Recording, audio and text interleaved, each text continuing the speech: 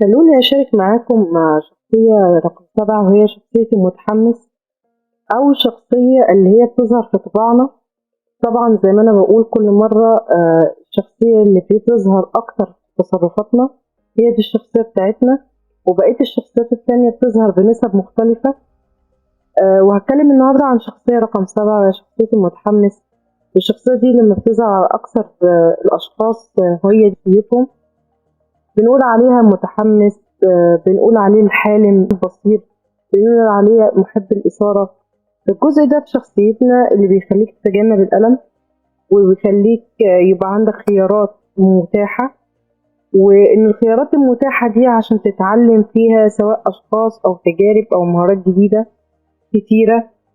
فأكيد الخيارات دي هتنفعنا في المستقبل، وأكيد الأشخاص دول هينفعونا في المستقبل. هو باحث عن الإثارة.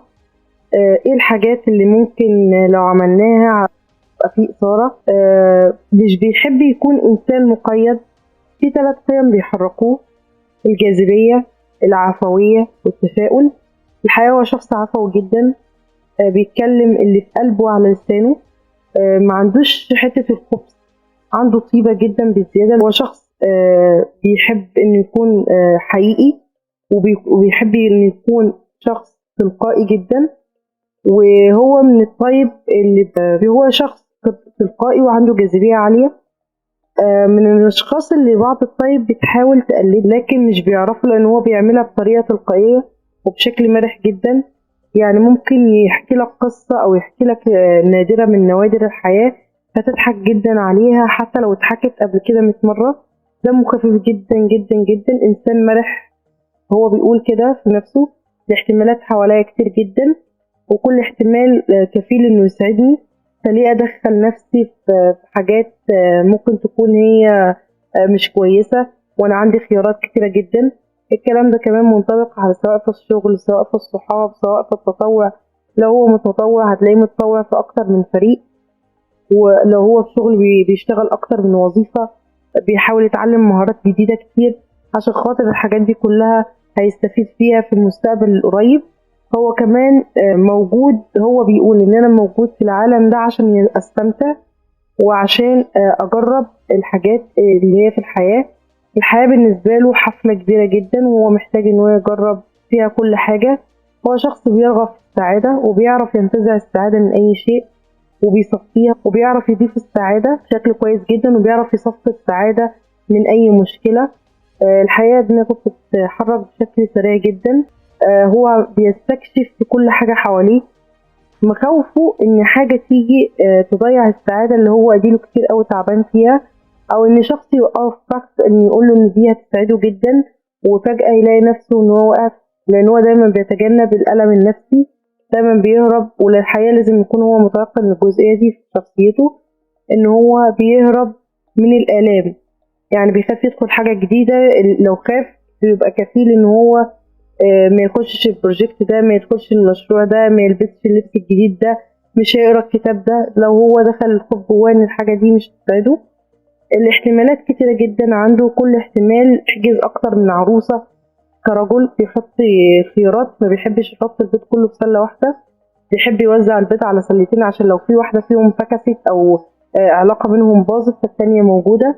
وده بيخليه دايما يتفهم غلط ان هو شخص مش ملتزم.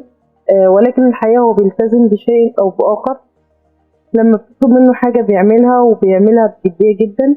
بيقدر يحقق حاجات كتيرة جدا وكبيرة قوي في وقت صغير، والحقيقة انت بتبقى مندهش جدا من ده. من أكتر الأنماط تفاؤلا، شخص إيجابي حقيقي جدا بشكل مبالغ فيه. يعني هو بيقدر يذكر لك مساوئه بشكل واضح. بيعرف يحتفظ بنظرته الإيجابية حتى في أوقات الضغط. بيؤمن إن الحاجات اللي ما خلصتش النهاردة ممكن تخلص بكرة. بيحب التجارب المشوقة، يقدر يعيد صياغة الأمور السلبية.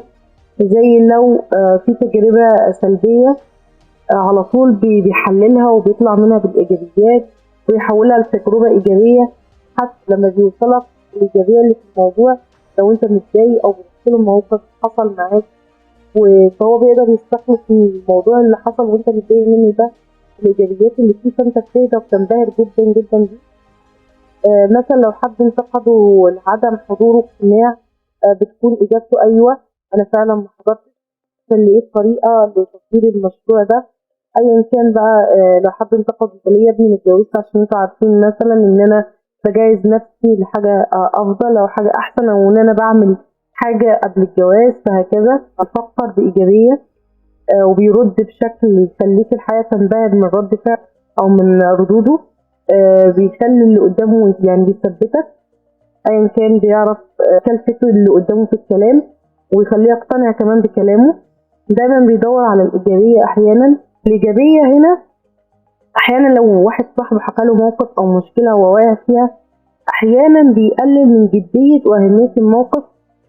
هو حقيقي من جواه عايز يساعدك، بس لما بيلاقي إن الطرف التاني أو صاحبه أو زوجته أو هو مثلا رجل ومتزوج، حكت له موقف أو هو حكى موقف لزوجته وهي طيب سبع أو هو طيب سبع، فبيلاقي الطيب سبع بيقلل أهمية الموقف أو فعلا متأثر جدا وعايز يساعدك بشكل جدي ويقف جنبك، ولكن شعاره دايما كن سعيد. وده بيخلي الناس تشوفه ان انت مش مقدر الموقف وان الموقف صعب والمفروض تشوف ان الموقف صعب.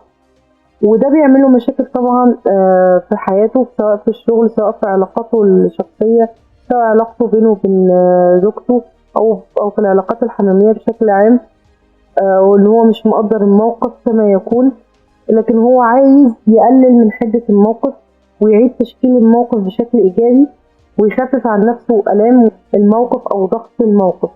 وبيتفهم غلط طبعا كتير جدا، وأحيانا بيكتشف إن هو شخص غير مسؤول وشخص مش فاهم كمان. والحقيقة هو بيكون مظلوم جدا، هو مش بيحب الآلام فبيهرب من الآلام، فبيتفهم إن هو شخص غير مسؤول. لازم يكون مدرك الحاجة دي في شخصيته. الطموح عنده ملوش سقف، مش بيحب الحياة المعقدة، بيشوف إن في حاجات كتيرة ممكن نعيش عشانها. الشخصية دي تقدر تسميها عقلية القرد من كتر ما دماغه بتفكر بشكل سريع جدا جدا جدا. ممكن تكون داخل معاه مكالمة عشان تتكلم في موضوع معين، بتلاقي نفسك دخلت في موضوع تاني خالص وانت اصلا مخلصتش الموضوع اللي داخل المكالمة بسببه. عنده عقلية سريعة جدا، مش هتعرف تلمه الحقيقة.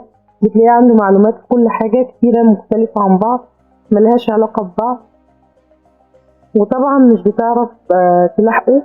وبسبب العملية العقلية دي هتلاقيه شخص مبدع جدا، ماهر جدا ومتفوق جدا، بتجمع بين فكرتين مختلفتين ملهمش علاقة ببعض، بتخليه الحقيقة إنسان بارع جدا ومبهر. وده سبب إن هو بيكون فقد تركيزه أو إن هو مش مركز في حاجة واحدة. تلاقيه بيقرأ كتابين في توقيت واحد ومش بيلحق يخلص الكتاب الأول ولا الكتاب التاني. عنده مشكلة في الكلوزنج، في مشكلة ان هو مثلا بياخد 2 كورسز مع بعض مش بيعرف يقفل الكورس الاول ولا الكورس الثاني، بيتشتت تفكيره. وفي مشكلة في 7 لازم يكون فاهم عن نفسه ان انت حضرتك عندك مشكلة في الكلوز، لازم يخلص ويعمل كلوزنج لحاجة حاجة. يعني انت لو بتقرا كتاب لازم يكتمل بالايجابية، انت لما تدخل كورس يبقى كورس واحد، لو هتقرا كتاب يبقى كتاب واحد، تخلص الحاجة وبعد كده تدخل في اللي بعدها مفيش مشكلة. لكن انت عندك مشكلة في الكلوزنج فبتعرفش تقفل الحاجات. ولازم يكون عندك كمان ادراك ان انت بتهرب من الالام او من الحاجات اللي هي تألمك.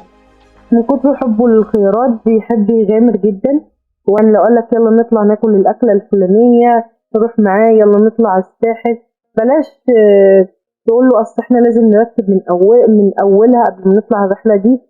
طب استنى الاول لازم نفكر. هو ما بيحبش كده، هو ما بيحبش يعيش في دور ينفع وما ينفعش.